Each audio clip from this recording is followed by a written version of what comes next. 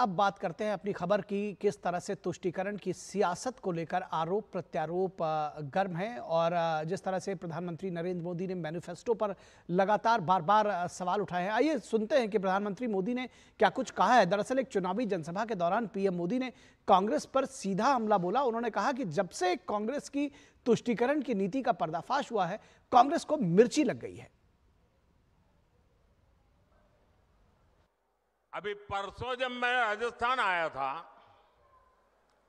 तो मेरा एक 1.5 मिनट का भाषण, 90 सेकंड का भाषण, और मैंने कुछ सत्य देश के सामने रखा और पूरी कांग्रेस और इंडी गठबंधन में ऐसी भगदड़ मची है, ऐसी भगदड़ मची है। मैंने सत्य रखा देश के सामने। कांग्रेस आपकी संपत्ति छीनकर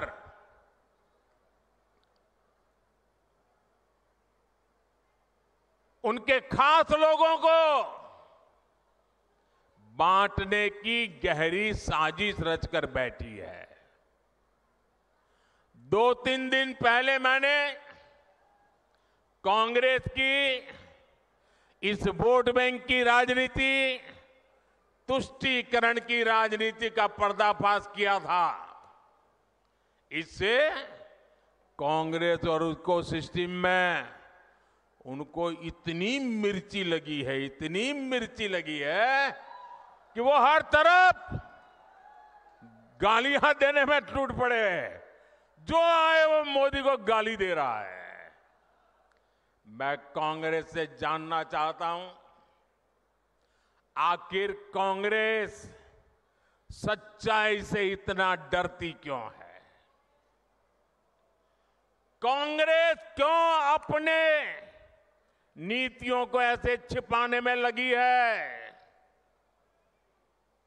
जब आपने नीति बनाई है, निर्णय लिया है, तो अब जब मोदी जी ने खुल करके राज रख दिया, आपका हिडन एजेंडा बाहर आ गया, तो अब कांप रहे हो? अरे हिम्मत है तो स्वीकार करो, हम आपसे मुकाबला करने के लिए तैयार हैं। तो एक है ना पीएम का कि कांग्रेस का हिडन एजेंडा बाहर आ गया, तो अब कांग्रेस को दिक्कत हो रही। वही कांग्रेस नेता राहुल गांधी ने कहा है कि वे देश का एक्सरे कर देंगे, दूध का दूध और पानी का पानी हो जाएगा। उन्होंने फाइनेंशियल और इंस्टीट्यूशनल सर्वे कराने की भी बात कही है। देश का एक्सरे कर देंगे, दूध का दूध, पानी का पानी हो जाएगा। माइनॉरिटीज को पता लग जाएगा कि इस देश में उनकी भागीदारी कितनी है। इसके बाद हम फाइनेंशियल और इंस्टीट्यूशनल सर्वे करेंगे, किसके हाथों में है, कौन से वर्ग के हाथ में है, और इस ऐतिहासिक कदम के बाद हम क्रांतिकारी काम शुरू करेंगे। जो आपका हक बनता है वो हम आपके लिए, आपको देने का काम करेंगे।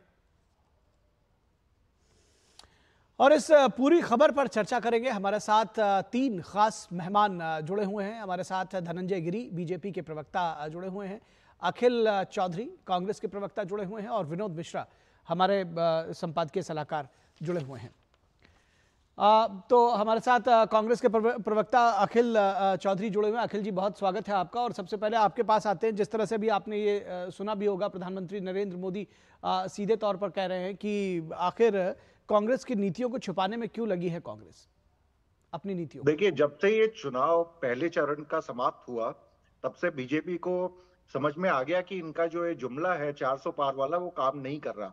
तो राजस्थान समेत और राज्यों में जब फर्स्ट फेज के इलेक्शंस हुए और उनको पता चला कि भाई ये तो हार रहे हैं, तो जीत नहीं रहे, लोग बाग इनके पक्ष में वोट नहीं दे रहे हैं, तो इन्होंने बांसवाड़ा में पहले परसों इन्होंने एक बैठक में, चुनावी बैठक में एक बात कही थी, जिसमें इन्होंने जो हमेशा की तरह एक हिंदू मुस्लिम उसमें फंसाने की कोशिश करी। देश की जनता काफी समय से ये हिंदू मुस्लिम इनका जो चक्कर है वो देख रही है, तो अब इस झांसे में तो आने वाली है नहीं। लेकिन इंटरेस्टिंग बात ये है कि इन्होंने हमारे मैनिफेस्टो के बारे में बात करी, तो हमें खुशी है कि उसके बारे में बात हुई। तो इससे पता भी चलेगा जनता को कि हमारा मैनिफेस्टो एक्चुअली कहता क्या है। हमारे 5 जो पॉइंट्स हैं, जो इंपॉर्टेंट पॉइंट्स हैं, जो न्याय पत्र, जो मैनिफेस्टो को हमने न्याय पत्र कहा है, और उसमें हम लोग 5 न्याय, महिलाओं के न्याय की बात करते हैं, श्रमिकों की, किसानों की, युवाओं के और हिस्सेदारी न्याय के बारे में बात करते हैं। तो प्रधानमंत्री ने इसको एक उलझाने के लिहाज से कहा, लेकिन हम जो हिस्सेदारी बात कर रहे हैं, इसके बारे में हमारे नेता राहुल गांधी ने, हमारे अध्यक्ष खड़गे साहब ने, हमारे तमाम पदाधिकारियों ने कांग्रेस के ये बात कही हुई है कि हिस्सेदारी न्याय से अभिप्राय है कि हमारा जो दलित समुदाय है, हमारा जो पिछड़ा समुदाय, ओबीसी समुदाय है, हमारा जो ट्राइबल बेल्ट है, वहां पे हिस्सेदारी पूरे इनके पॉपुलेशन के हिसाब से नहीं हो रही है। ये सिंपल सी चीज है, आप डेटा उठाकर देख लीजिए, उसमें आपको पता चल जाएगा। आप ये भी देख लीजिए कि हमने जब जातिगत जनगणना की भी बात करी कि ये होनी चाहिए, इससे पता चलेगा कि कौन कितने पानी में है, किसको मार्जिनलाइज करा जा रहा है। तो ये चीजें हमारे मैनिफेस्टो में थी। इसके उत्तर में, जो मेरी बात कंप्लीट कर लूं, उसके उत्तर में उन्होंने जो हिंदू मुस्लिम का जो एक अलग ही गंदी डिबेट छेड़ दी, ये तो हमारे मॉडल कोड ऑफ कंडक्ट के खिलाफ में है, ये हमारे जो रिप्रेजेंटेशन ऑफ पीपल्स एक्ट है उसके खिलाफ में है, उसको वायलेट करता है। इलेक्शन कमीशन को इस पे संज्ञान लेना चाहिए था, इन्होंने नहीं लिया। अब आपको सबको पता है कि इलेक्शन कमीशन भी जो जवाब ले लेते हैं, जवाब ले लेते हैं, हुआ है उसका। ठीक है, जवाब ले लेते हैं। धनंजय गिरी जी ये कह रहे हैं कि प्रधानमंत्री दरअसल जो इनका मैनिफेस्टो है उसकी बातों को तोड़ मरोड़ कर सामने ला रहे हैं, हिंदू मुस्लिम कर रहे हैं, और इस पर चुनाव आयोग को संज्ञान लेना चाहिए। देखिए, ऐसा है ना कि कांग्रेस को मुल्क से ज्यादा मुसलमान पसंद है, मुगालते में रखने के लिए। अगर मुगालते में मुसलमानों को नहीं रखा होता तो सच्चर कमेटी की रिपोर्ट नहीं आती। सच्चर कमेटी की रिपोर्ट आई किसके कारण है? और दूसरा, मुसलमानों को तुष्टिकरण की राजनीति। जब नेहरू कहते हैं कि I am by accidental Hindu और अपने आप को मुसलमान, मुस्लिम कल्चर से कल्चरली अपने आप को मुसलमान बताते हैं, ये काम उसी समय से शुरू हो गया था। वर्गीय चेतना के कारण ही ना मुस्लिम लीग का जन्म हुआ, परिणाम विभाजन के रूप में सामने आया। मुस्लिम सुनकर हम आने वाले दिनों मुल्क को मिस करने लगे हैं।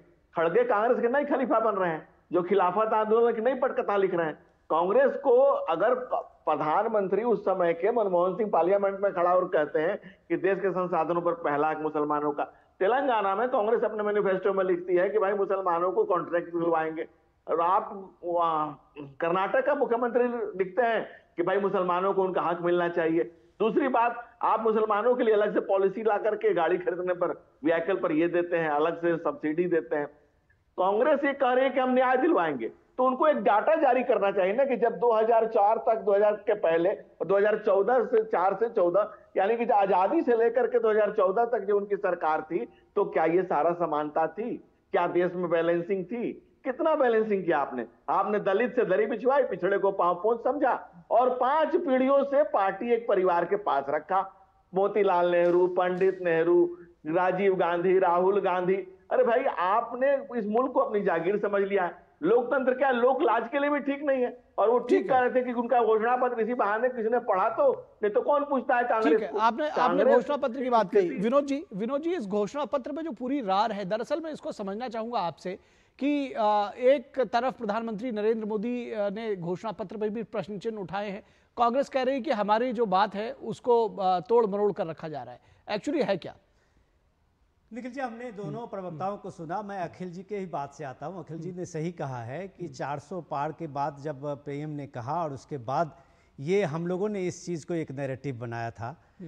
तो अब ये है कि बात तो पीएम ने सही कहा है कि जब पहला विकसित भारत संकल्प की पहली आप अगर सुने तो पीएम की जो चुनावी सभा थी, तो उसमें अब की बार 400 पार का नारा पीएम मोदी ने अपनी तरफ से लगाया और बीजेपी का 370। अब सवाल है कि उसके अगेंस्ट में आपने शुरू किया कि ये 400 पार क्यों, और 400 पार क्यों के बाद में कांग्रेस ने उसको जोड़ा कि ये 400 पार इसलिए लाने की कोशिश कर रहे हैं क्योंकि इनको आरक्षण खत्म करना है। ये 400 पार इसलिए कह रहे हैं क्योंकि इनको संविधान बदलना है। आप इस नैरेटिव पे तो पहले फेज तक अपना चुनाव प्रचार करते रहे, तो ये जवाब आपको जब टोंक में पीएम मोदी ने आपके मैनिफेस्टो से दिया, तब आपका वो नैरेटिव अब चेंज हुआ है। देखिए अखिल जी, ये सबसे चीज है, इलेक्शन में आरोप प्रत्यारोप तो लगते रहते हैं, हर पॉलिटिकल पार्टी अपना जनता के बीच में जाती है, लेकिन जो बात आज पीएम ने टोंक में तुष्टीकरण की बात की कोई एक बड़ा मुद्दा बनाया है, और सेकेंड फेज आते आते तुष्टीकरण को एक तरह से आप कह सकते हैं कि चुनावी एजेंडा में ला दिया है, तो ये सवाल तो लोग आपसे पूछेंगे कि 500 साल के बाद अगर रामलला विराजमान की प्राण प्रतिष्ठा होती है और कांग्रेस पार्टी के कोई कद्दावर नेता, शीर्ष नेतृत्व अभी तक मंदिर इनविटेशन के बाद भी नहीं पहुंची है, तो लोग तो पूछेंगे कि अगर राम मंदिर आपके कम्युनल एजेंडे में आ जाता है तो फिर ऐसा कौन सा एजेंडा है जब आपके मैनिफेस्टो में पर्सनल लॉ की एडवोकेसी की जाती है। चिदम्बरम साहब वहां जाते हैं केरल में, और जब केरल के सरकार में विजयन साहब आरोप लगाते हैं कि कांग्रेस जो है वो बीजेपी के साथ मिली हुई है, तो आप कहते हैं कि हम सीए को आते ही बदल देंगे। तो भाई ये तुष्टीकरण की बात जब आपके पे एक चस्पा किया हुआ है, इसको हटाने का आप कभी काम किया नहीं है आज तक, तो पीएम मोदी ने एक तरह से आपका भला किया है कि ये जो आपका था एक डिस्ट्रीब्यूशन का, वेल्थ डिस्ट्रीब्यूशन का और वेल्थ सर्वे का, फाइनेंशियल सर्वे का, वो आपकी मंशा जो आपकी मैनिफेस्टो में थी, जिसको आप खुलेआम नहीं कह रहे थे, उसको सार्वजनिक कर दिया है और आपके मैनिफेस्टो को कम से कम लोगों के बीच ला दिया है। जी निश्चित तौर पर। और जब ये सारे सवाल उठेंगे, अखिल चौधरी जी आप बहुत देर से कुछ कहना चाह रहे हैं। जी जी जी जी जी मेरे सवाल के साथ ही आप निश्चित तौर पर आपको मौका दे रहे हैं। न्याय की बात हमने करी है, आपको मौका दे रहे हैं अखिल जी। उसमें बस मैं कुछ चीजें जोड़ना चाह रहा हूं कि जैसे बहुत सारी जो आपके मैनिफेस्टो में आप कह रहे हैं बहुसंख्यकवाद पर आपने प्रश्न उठाया है। आप जब पर्सनल लॉ की बात कर रहे हैं, नहीं प्रश्न आप कह रहे हैं कि बहुसंख्यकवाद जो है, बहुसंख्यकवाद खतरा, बहुसंख्यकवाद के खतरे की बात कही आपने, तो इससे क्या अर्थ निकाला जाएगा भाई? हमने हिस्सेदारी न्याय की बात करी है। हिस्सेदारी न्याय को प्रधानमंत्री तोड़ मरोड़ कर प्रस्तुत कर सकते हैं, लेकिन जो हमारा हिस्सेदारी न्याय है वो आदिवासी के लिए है, वो दलित के लिए है, वो ओबीसी के लिए है, वो महिलाओं के लिए है, श्रमिकों के लिए है। बांसवाड़ा के अंदर प्रधानमंत्री ने पहला भाषण में ये हिंदू मुस्लिम का मुद्दा उठाया। हम पूछना चाहते हैं कि जो बांसवाड़ा में हमारा कैंडिडेट थे पिछली बार, जो हमारे कांग्रेस के एमपी थे, उनको तो आपने बीजेपी में ले लिया। हमने तो भारतीय आदिवासी पार्टी से वहां पे इंडिया अलायंस में गठबंधन कर उनको सपोर्ट दिया है। अब आप ये बताइए कि हिस्सेदारी न्याय में जब हम आदिवासी समुदाय को मजबूत करना चाहते हैं, फॉरेस्ट राइट्स एक्ट है, हमने बहुत पहले वो लेकर आए, उससे पहले हम पेशा नहीं, लेकिन बात अखिल जी ये है कि वो सिर्फ फॉरेस्ट राइट एक्ट तक बात नहीं रहती है। मैं कुछ बाइट्स और सुनवा दूं आपको, मैं कुछ बाइट्स और सुनवा दूं। मैं थोड़ा सा धैर्य रखिए अखिल जी थोड़ा सा धैर्य रखिए, अपने दर्शकों को कुछ बाइट्स और सुनवा दें। नहीं बिल्कुल आपके पास आ रहे हैं। कांग्रेस अध्यक्ष मल्लिकार्जुन खड़गे ने कहा कि सेंसस के तहत पॉलिसी बनाकर संपत्ति का सर्वे किया जाएगा। बीजेपी बेवजह आरोप लगा रही है क्योंकि संपत्ति तो आयकर विभाग भी जांचता है। आइए सुन लेते हैं कि क्या कहा खड़गे साहब ने। वो सेंसस के तहत हम पॉलिसी बनाएंगे, प्रोग्राम बनाएंगे, स्कीम बनाएंगे। अगर ये हम कहते हैं तो उन्होंने ये कहते हैं तुम्हारे मंगलसूत्र बेचे जाएंगे, तुम्हारे घर की गिनती लेके जाएंगे, तुम्हारी संपत्ति क्या है देखेंगे। अरे संपत्ति क्या है, इनकम टैक्स भी तुम्हारा देखता है, दूसरों की जरूरत क्या है। तो ये ऐसी चीजें लोगों को कह के भड़काना, ये एक तरफ का डिवीजन है। तो ये सवाल उठेंगे कि आखिर जो सर्वे कराने की बात कह रही है संपत्ति को लेकर, ये क्यों है? कांग्रेस के पूर्व नेता संजय निरुपम कहते हैं कि शुरू से ही कांग्रेस फूट डालो और राज करो की नीति पर काम करती है। विभाजन के लिए भी कांग्रेस ही जिम्मेदार है। क्या कुछ कहा संजय निरुपम ने, आइए देख लेते हैं। कांग्रेस पार्टी ने प्रारंभ से ही फूट डालो और राज करो इस नीति के ऊपर काम किया है। समाज को धर्म में, जातियों में बांट करके देखना और उसके आधार पर वोटों की पॉलिटिक्स करना कांग्रेस का एक पुराना इतिहास रहा है, और उसी का रिफ्लेक्शन है प्रधानमंत्री जी का जो पूरा भाषण। कांग्रेस पार्टी के एक नेता भरी सभा में किसी से भी पूछ लेते कि तुम ओबीसी हो क्या, तुम्हारी कौन सी जाति है, तो कभी जातियों में बांटना, कभी मजहब में बांटना, यह कांग्रेस पार्टी का एक पुराना राजनीतिक शगल रहा है। कांग्रेस पार्टी का मैनिफेस्टो कोई पढ़ता वढ़ता है नहीं, फिर भी इस बार के मैनिफेस्टो में निश्चित तौर पर एक कम्युनिस्ट विचारधारा का बहुत ज्यादा प्रभाव दिख रहा है। प्रधानमंत्री जी ने कल इसके ऊपर एक विवेचन किया है कि कैसे एक धर्म विशेष के लोगों का वोट आकर्षित करने के लिए यह बाकी लोगों की पूरी प्रॉपर्टी जब्त करके उसके साथ एक भेदभाव करने की कोशिश करेंगे। खड़गे जी को डिमेंशिया की बीमारी है, भुलक्कड़ है वो, ऐसे भुलक्कड़ आदमी प्रधानमंत्री जो पूरी तरह से फिट व्यक्ति हैं, उनके सामने बैठ करके क्या चर्चा करेंगे, कौन सी चर्चा करेंगे? ठीक है, तो इस पर चर्चा को जारी रखते हैं। आपने खड़गे जी को भी सुना और आपने संजय निरुपम को भी सुना। हमारे साथ 3 खास मेहमान जुड़े हुए हैं, धनंजय गिरी, अखिल चौधरी और विनोद मिश्रा। धनंजय गिरी जी आपके पास आए, उससे पहले अखिल चौधरी आपने सुना। वो कह रहे हैं कि सर्वे कराएंगे सारे जो संपत्ति है पॉलिसी बनाकर, और उसके बाद आप अगर उसको रिलेट करें जिस तरह से राहुल गांधी ने कहा कि एक क्रांतिकारी फैसला लेंगे, क्रांति लेकर आएंगे, किस क्रांति की बात कर रहे हैं? देखिए, जो हमारे देश की संपत्ति गलत तरीके से, आप देखिए कि क्या चल क्या रहा है देश में। इलीगल माइनिंग, लीगल माइनिंग के नाम पे जो टेंडर्स दिए जा रहे हैं, जो कॉन्ट्रैक्ट्स दिए जा रहे हैं, उसके अलावा तमाम तरह के चीजों में आपके घोटाले पे घोटाले हो रहे हैं। आपके उद्योगपति दोस्तों को रातों रात खरबपति बना दिया गया। उसके बारे में जांच होना, उसकी ऑडिट होना तो जरूरी चीज है। इसको आप अगर इस तरह से तोड़ मरोड़ के पेश करेंगे कि हम कोई आम आदमी के पीछे पड़े हुए हैं, हम तो जानते हैं कि आम आदमी एक फाइनेंशियल डिफिकल्टी से गुजर रहा है। हमारा मकसद आम आदमी की जिंदगी बेहतर बनाने के लिए जो आपने अपनी सत्ता का दुरुपयोग कर लेकिन संपत्ति का सर्वे कराना, माइनिंग और भ्रष्टाचार, ये आपका मैं बहुत देर से इसको समझने की कोशिश कर रहा हूं कि संपत्ति का सर्वे कराएंगे, इसमें माइनिंग और भ्रष्टाचार की बात कहां से आ गई? संपत्ति का सर्वे कराएंगे किस लिए? संपत्ति उद्योगपतियों की संपत्ति है, हमारे और आपके जो आम, यानी कि जो कम्युनिस्ट का फॉर्मूला जो बताया जा रहा है कि सबकी संपत्ति लेकर के और उसको बराबर बराबर बांटा जाएगा, जो एक जो थ्योरी। आम आदमी के, मिडिल क्लास आदमी की बात नहीं कर रहे हैं यहाँ पे। हम लोग बात कर रहे हैं जो संपत्तियां बड़े खरबपतियों ने कमाई हुई हैं। जो एयरपोर्ट खरीदे गए हैं, जो पोर्ट्स खरीदे गए हैं, देश का पैसा जो गरीब आदमी के पास में होना चाहिए था। हमारे हिस्सेदारी न्याय के बारे में मैंने आपको बताया। जो मिडिल क्लास आदमी के पास में, लोअर मिडिल क्लास आदमी के पास में उसके बेनिफिट्स पहुंचने चाहिए थे, आपने वो बेनिफिट्स अपने करोड़पति दोस्तों को पहुंचाए। तो वो करोड़पति दोस्तों की संपत्ति अच्छा, यानी आप कह रहे हैं कि जो भी अमीर लोग हैं उनकी संपत्ति आप लेकर के, और जी हम चाहते हैं हमारे देश के लोग अमीर हो। तो ये कौन सी बात हुई? ये किस तरह से बात हुई? आप कह रहे हैं कि जो लोग लेकर के आए हैं, जिनके पास एयरपोर्ट्स हैं, जिन्होंने काम किया, ये कैसे आप तय करेंगे? भ्रष्टाचार का आरोप अगर लगेगा तो वो तो कार्रवाई हो ही रही है, तो आप उनकी संपत्ति कैसे बांटेंगे? ये तो एम्बिगुअस है। ये तो मैं सरकार आएगी तब हम मोदी जी के काम जो करे गए हैं उसके ऊपर ऑडिटिंग भी करेंगे। ठीक है, करिएगा। चलिए ठीक है। धनंजय गिरी जी ये बताइए, क्या ये आपको संभव दिखता है कि एक मेरे अंग्रेजी का वो है कि टू पे पीटर टू पे रॉब पीटर टू पे पॉल, मतलब कि आप एक से छीन के दूसरों को दे देंगे? इस देश में क्या ये संभव है? हमने ये कहा ही नहीं सर। नहीं, आपकी बात का अर्थ तो मैंने यही निकाला। आपकी बात का अर्थ मैं अभी विनोद मिश्रा जी से उसका जस्टिफिकेशन ले लूंगा, और उसका आप क्या कैसे बताएंगे? आप बताइए। चलिए, मैं सारी चर्चा या तो आप ही तक सीमित रख दूं, आप अपना एक्सप्लेनेशन दीजिए 30 सेकंड्स में। बताइए आप कैसे इसको करेंगे? अखिल जी। सर, हमारा जब देश आजाद हुआ था, क्या हमने उस टाइम पे जो बड़े राजा महाराजाओं की जमीन थी, जो बड़े जो जमींदारों की जमीन सीलिंग लागू हुई थी, ठीक है, हाँ, सीलिंग लागू हुई थी, वैसा चीज वो लागू चीज हुई थी। भूदान आंदोलन इस देश में हुआ था।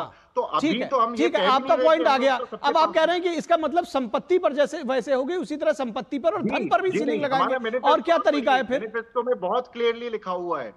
और जो चीज मैं आपको बताने की कोशिश कर रहा हूं कि जो गलत तरीके से संपत्ति, आप क्यों चाहते हैं कि हमारे देश की संपत्ति गलत? चलिए, आपकी बात आ गई गलत तरीके से। धनंजय गिरी जो गलत तरीके से संपत्ति अर्जित करेंगे, उनको ये लेकर के गरीबों में बांट देंगे। जी निखिल जी, जो लोग गलत तरीके से संपत्ति जमा किए हैं, लगातार ईडी उन पर कार्रवाई कर रही है। तो टोटल 5,000 करोड़ के सीज किया गया था, आज 1 लाख करोड़ से ऊपर की सीज की गई है। 22,000 करोड़ से ऊपर की संपत्तियां सीज की गई, तो उसके लिए रोड पर चले जाते हैं। अपने 5,000 करोड़ का नेशनल हेराल्ड का मामला है, जिसको 50 लाख रुपए माँ बेटा गड़ब के बैठे हुए हैं, जिसके लिए सुप्रीम कोर्ट से दोनों माँ बेटा जमानत पे चल रहे हैं। तो पहले अपने साथ तो अपना तो इंसाफ कर लीजिए। नानक एक ने कही, दूजे ने मानी, नानक कहे दोनों ज्ञानी। अब राहुल गांधी को और खड़गे जी को समझने के लिए उस राहुल गांधी बनना पड़ेगा ना। आप राहुल गांधी हो सकते हैं तो बिना राहुल गांधी आप राहुल गांधी को नहीं समझ सकते हैं। तब से ये क्या कह रहे हैं, हमको मैंने देश को समझ में कांग्रेस नहीं आ रही है। कांग्रेस कंफ्यूज, डिफ्यूज की फ्यूज, ये समझना मुश्किल है। दूसरा, टाटा बिड़ला किसके काल में बने, अंबानी अडानी किसके काल में बने? क्या 2014 से पहले लोग रेहड़ी पटरी लगाते थे, ठेला खोमचे लगाते थे? भाई कांग्रेस लगातार और कांग्रेस के पीरियड के करप्शन की आज कोर्ट जांच कर रही है, दारू पानी का पानी दारू का दारू कर रही है, तो उसमें भी कांग्रेस, और जिसने कांग्रेस पर आरोप लगा करके सारे काम किए उसके लिए कांग्रेस खड़ा रही है। कांग्रेस कर क्या रही है? कंफ्यूज है कि फ्यूज है कि डिफ्यूज है। दूसरी बात, आप कह रहे हैं कि सीलिंग एक्ट लगा, क्या वेल्थ का सीलिंग लगा? कम्युनिस्ट कंट्रीज में आज कह दिया है कि भाई आप वेल्थ क्रिएट करिए, आप इंडस्ट्री लगाइए, आप ग्रोथ करिए। आप सारी इंडस्ट्री को बंद करना चाहते हैं, आप चाहते क्या है? और असमानता थी तो आजादी से लेकर 60 साल तक किसका शासन रहा? आप कहिए कि हम शर्मिंदा हैं, हमारे पंडित नेहरू ने गलत किया, इंदिरा गांधी ने गलत किया, राजीव गांधी ने गलत किया, तमाम लोगों ने गलत किया, पीवी नरसिम्हा राव ने गलत किया, मनमोहन सिंह ने 5 डिकेड 6 डिकेड देश में आपने गलत किया, आपने अन्याय किया। इस बात को पहले लिखिए कि ये तमाम अन्याय किए गए हमारे द्वारा इस देश पर। आप 5,000 करोड़ का संपत्ति कटक के बैठे हैं, इस मुल्क के तमाम प्रॉपर्टियों पर सारे कांग्रेस। ठीक है, आपका पॉइंट आ गया, आपका पॉइंट आ गया। विनोद मिश्रा जी, मैं चाहूंगा कि आप इसको समअप करें थोड़ा जल्दी से, क्योंकि मैं ये समझना चाहता हूं कि किस तरह का एक्ट जो है वो कांग्रेस लाना चाह रही है। देखिए, भ्रष्टाचारियों के खिलाफ कहीं कोई मुझे लगता है किसी भी समय में भ्रष्टाचार के खिलाफ तो कार्रवाई करना देश के न्याय के अंतर्गत ही आता है। फिर अब ये कौन सी नई बात कर रहे हैं? सीलिंग एक्ट, जो लैंड सीलिंग एक्ट है वो एक दूसरे तरह का कानून है। क्या संपत्ति की सीलिंग लाएंगे? क्या करना चाह रहे हैं? निखिल, मैं सुन रहा था अभी अखिल जी का, ये अखिल जी की ही समस्या नहीं है, ये लगभग कांग्रेस पार्टी के छोटे बड़े सारे अध्यक्ष तक जो लीडर हैं उनकी आज की ये समस्या है। समस्या ये है कि अब वो राहुल गांधी ने जो बात कही है उसको जस्टिफाई करने में लगे हुए हैं। मैं आपको एक छोटा सा उदाहरण देता हूं। कल ही आपने देखा कि सूरत का जो अभी इलेक्शन में आपने देखा जो नॉमिनेशन हुआ था, कांग्रेस पार्टी के जो कैंडिडेट थे उनका नॉमिनेशन रिजेक्ट हुआ, और वो जो मुकेश दलाल थे बीजेपी कैंडिडेट, उनकी जीत हुई थी। तो आपने देखा कि उस जीत के बाद इतना हाई तौबा, सबसे पहले राहुल गांधी का ये बयान आया कि ये तानाशाही है, और ये मैं इसलिए कहता हूं कि ये संविधान खतरे में है। तो आप सूरत की देखिए हालत, जो वहां वोट भी नहीं डालने दिया गया और बीजेपी के कैंडिडेट को अनअपोज्ड इलेक्शन इलेक्टेड कर दिया गया। ये देश में पहली बार हुआ है। 25 ऐसे सांसद बने हैं जो अनअपोज्ड हुए हैं, जो राजनाथ सिंह भी अभी बता रहे थे अपने इलेक्शन प्रोग्राम में। लेकिन सबसे इंपॉर्टेंट है कि जो कैंडिडेट कांग्रेस का था, वो अभी हम पढ़ रहे थे कहीं पे कि वो कैंडिडेट जो है वो बीजेपी में शामिल होने जा रहे हैं। अब सवाल ये है कि आपकी पार्टी कहीं संगठन वहां कहीं लोगों के बीच में स्टेट में मजबूती से नहीं लड़ रही है, और आप उस पे आपकी पार्टी, एक मिनट सुन लीजिए अखिल जी, मैं आप जो ये परसेप्शन की लड़ाई बात करते हुए इलेक्शन में आए हैं, ये मैं सिर्फ करता हूं, मैं कोई बीजेपी के जो अभी प्रवक्ता ने बोला है धनंजय जी, मैं उनसे प्रभावित नहीं हूं। मैं सिर्फ चीजें जो आपके सामने मैं रख रहा हूं, आप मानिए ना मानिए, आप एक मिनट सुन तो लीजिए। पीएम मोदी ने कहा अर्बन नक्सल के जो आप इन्फ्लुएंस में है, उस बात की बात आप सामने में आपकी है कि आप परसेप्शन बनाते हैं कि देश की संपत्ति को आप इक्वल डिस्ट्रीब्यूशन कर देंगे। जब पीएम ने उसमें former prime minister Manmohan Singh को जोड़ा तो आप इस पे सफाई देने लगे।